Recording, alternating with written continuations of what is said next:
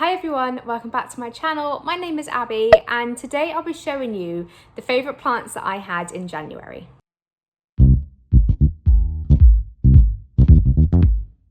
So I have 5 plants to show you and it was really difficult picking 5 because I've actually recently moved quite a few on, so obviously they would indicate they're not my favourites. But also because I've seen a lot of growth happening recently, and I always say to everyone, you tend to steer and enjoy the plants that are growing for you. So I think that's a theme here. Well, it definitely is a theme. These plants are doing well and growing really well for me, which is why I'm taking particular note to them. But I will just show you the first one. And it's quite funny actually, because a friend came round a couple of hours ago and I was trying to give away my Dischidia. So it was the other one that I bought from Rich Rainforest that hasn't really been doing well with me. And I just thought maybe someone else could try. But this Dischidia is doing really well, luckily, because I love it. But this is one of my favorites. I absolutely love this plant so much. It sits on my kitchen shelf, I think you could call it, and it's growing really long, and it's just an IKEA plant, but it's got lots of new growth points, lots of like new kind of tendrils, and it's kind of really got a Hoya vibe to it as well. There's the odd kind of growth point that's not doing so well, like just around here, but all in all it's doing really well and it makes me happy. And I just think the leaves are so beautiful. Like these leaves down here are really big, and I just think, I don't know, I really like it when a plant seems to be doing well. So I was a bit worried about this one because it is a Dischidia, like I said. And the other Dischidia I have really isn't doing well at all. And I think it's root rot or something. There's something wrong with it. One of the middle strands is okay, but it never really recovered from its journey from the supplier to me. So this is the first one that I've been really enjoying. The next one is one that showed signs of new growth for me. And it grew, it from this moment it showed the smallest sign of a new growth point to now has been a really quick process. So it is my Thai Constellation. This is the leaf that I bought, and it was a 1-leaf cutting at the time. It does have like thrip damage, but it's not ever had thrips for me. And it's just like, I'll see if I can show you. It's nothing major, it doesn't bother me whatsoever. But it does have, I don't know if you'll be able to see that, it does have thrip damage. I really do apologise for the lighting. I say it every time, my flat is not the best for light. But this is the most recent leaf before, which is beautiful, like really beautiful. It kind of has like a really what's the word, like a white princess feel to it. Like that's how I feel about it. I always like to check the backs because I've noticed the backs are like really, I mean, why does it have paint on it?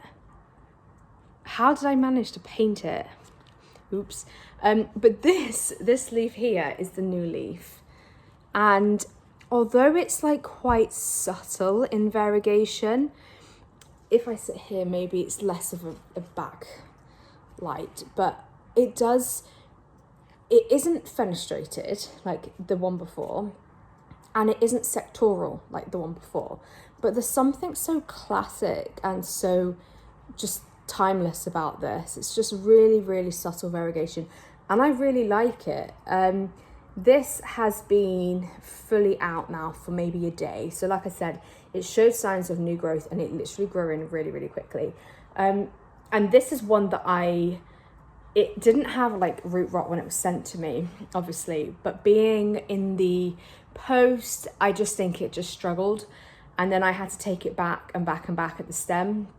And I was so close to a node. I actually think I was convinced I cut the node. And any kind of like potential of a new leaf growing, but obviously I've had 2 leaves since, so I'm really pleased with this. I think it's so beautiful, and I just yeah, there's nothing really to say other than I just think this is a really lovely plant. I do worry that I'm washing this out a little bit, and I worry that I don't worry. It's just a weird. It's just a weird shape, you know. It's growing weird. So I might start training it again. It used to kind of like be together, but it's almost like really established itself. Like, can you see how tough that is to kind of bring together? And I don't want to put strain on the lovely tie. But yeah, this tie is just beautiful. It means a lot. And I did a swap. I don't think I swapped. I think I bought it off someone that absolutely loves her plants on Instagram, and we chat quite often. And I bought it from her for £35. I think I paid for the one leaf. So I don't think that's bad. It would just help if I didn't paint the back of my plants. But apparently I can't get paint on the wall only. So yeah. So I've turned the camera a bit so you don't have the grow light in view. But this is my third next favourite.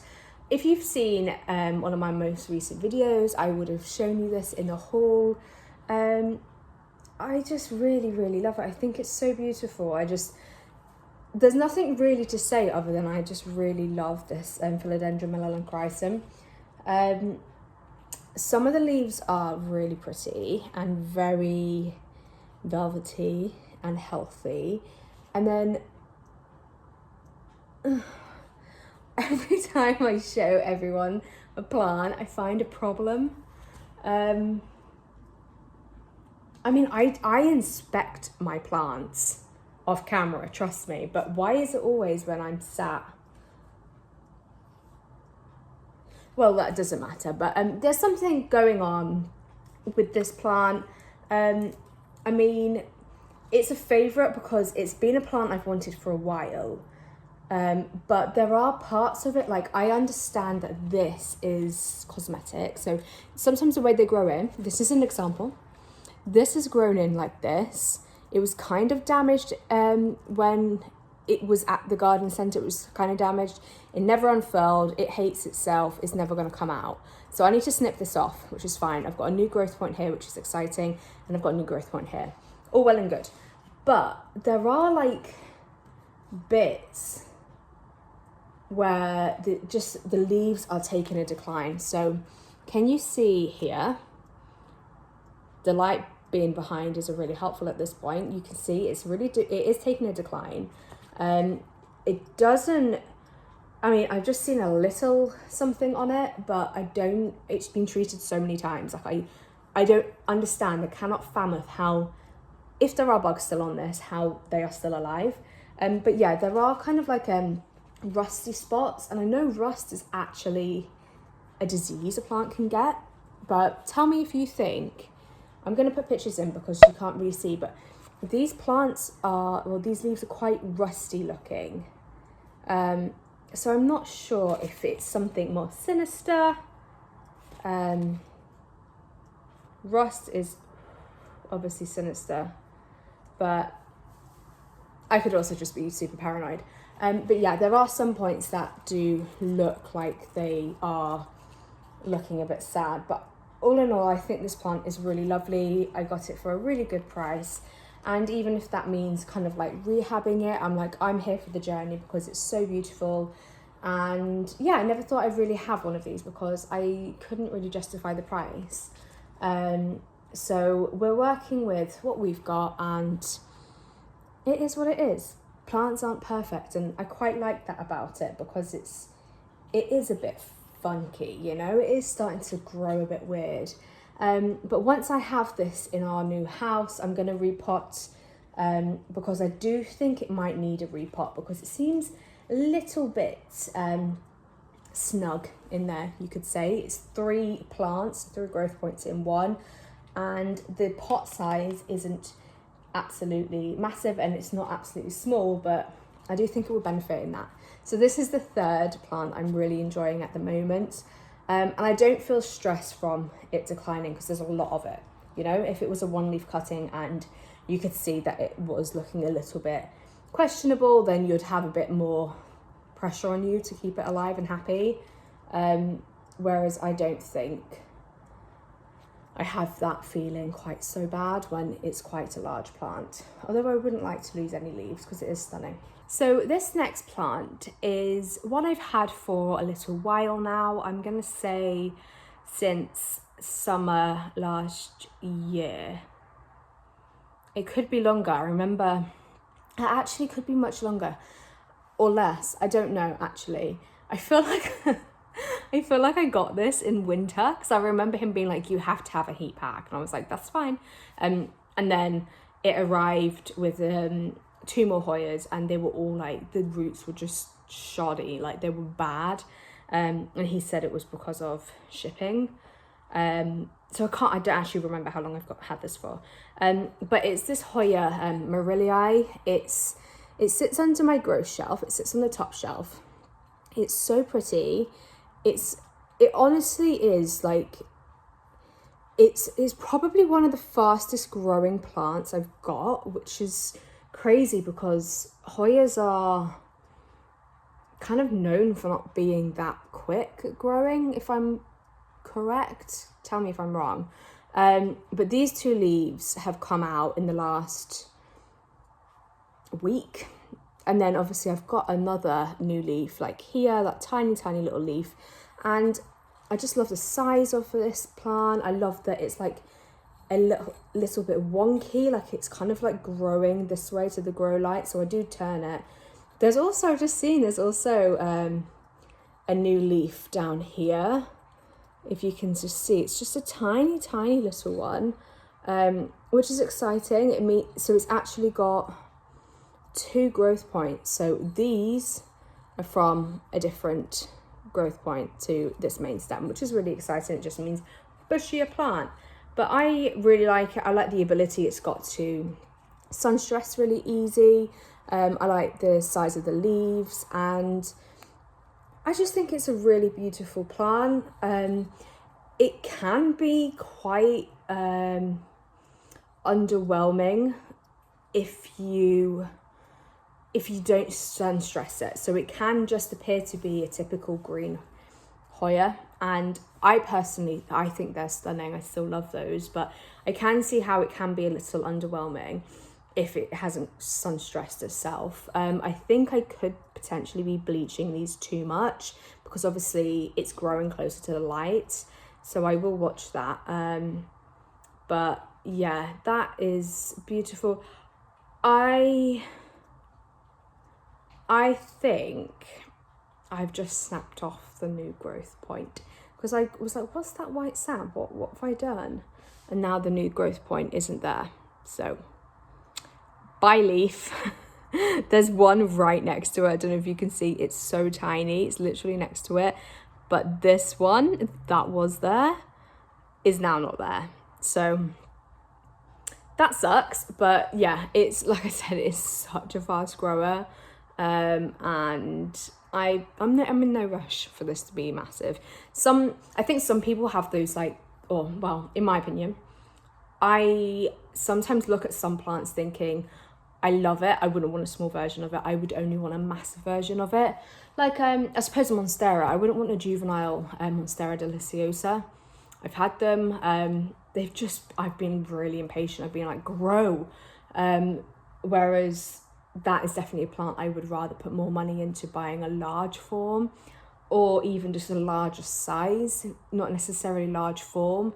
But these kind of plants, I think they're just so cute and you can't really go wrong with them. And this final plant is another new one, which is probably why it's a favourite. I had it before, so you might be able to guess what it is. It's another Hoya, but there's something about this new plant. Like I said, the one I had before was much smaller. I hadn't had it for that long, I would say maybe like months. But when I saw the size of this and the price of it, I was like, I absolutely need it, and I don't need 2 of them. So this Hoya Macrophylla is literally my favourite plant in the world right now. I honestly love this plant so much. I love this pot I've put it in. This had my Syngonium pink in it, which I've moved on, so the pot was free. and it's just enjoying it in there. It's really enjoying it. This is the one that had mealybugs. I'm going to be honest with you, I haven't actually sat down with a fine kind of like toothpick, alcohol, cotton bud, anything yet to go through this plant from back to front, top to bottom, to check for more mealybugs. I haven't done that. And I shouldn't be mingling it too close to my existing plants. And this might be me, because I've never had mealybugs before, but this might be me being completely, what's the word? Being completely oblivious, I suppose. That's not the right word I'm thinking of, but just not actually understanding. Mealybugs could be an absolute bee to get rid of. I don't know. I could be completely naive. So please tell me if I'm being naive, but I really feel like it's not as urgent as thrips. But yeah, this is just, it's honestly like, I love this plant so much. I've left it with the hanging hook on there because it's a bit of a trellis for it. But I really feel like I want to take it off and let it hang, because I saw a picture of someone's hanging and it just looks so beautiful. But I don't know, maybe I want to have it, hanging as in like, I want to let it like trail down. But if I leave the hanging hook on there here, there might be a position in the new house where it looks really good, like hanging from the ceiling.